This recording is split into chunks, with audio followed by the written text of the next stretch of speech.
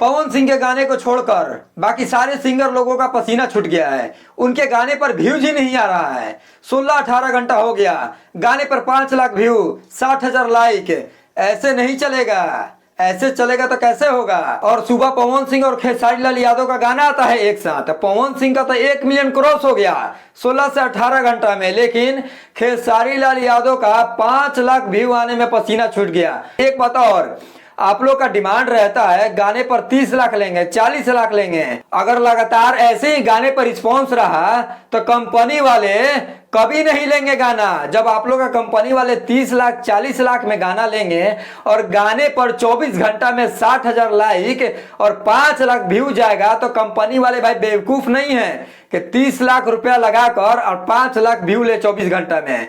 ऐसे चलेगा ना तो 2 लाख में भी आप लोग का गाना नहीं बिकेगा। अगर गाने पे व्यूज नहीं जाएगा तो क्या होगा, पसीना छूटेगा यार। इतना मेहनत से कोई काम करता है और गाने पे 18 से 20 घंटे बाद 5 लाख व्यू, 58 से 60,000 लाइक, ऐसा रिस्पॉन्स मिलेगा तो किसी का भी पसीना छूटेगा भाई। खेसारी लाल यादव 30 दिन में कम से कम 25 से 30 गाना ला दिए हैं और गाने पर रिस्पॉन्स मिला ही नहीं। 2 से 3 गाना उनका चला।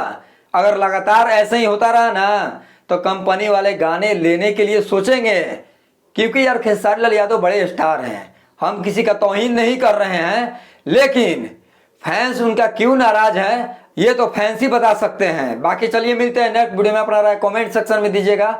अगर ये वीडियो फेसबुक पेज पे देख रहे हैं तो दबाकर फॉलो करिए, यूट्यूब पे देख रहे हैं तो सब्सक्राइब करिए। दोनों गाने को लेकर क्या सोचते हैं हमें कमेंट सेक्शन में बताइएगा। पवन सिंह का गाना आ जाता है अहो राजा, गाने पर 1.5 million view cross, web music से आया था गाना। बाकी खेसारी लाल यादव के गाने के ऊपर क्यों व्यूज नहीं जा रहा है, आप लोग से बेटर कोई नहीं जानता है। हमें कमेंट करके जरूर बताइएगा।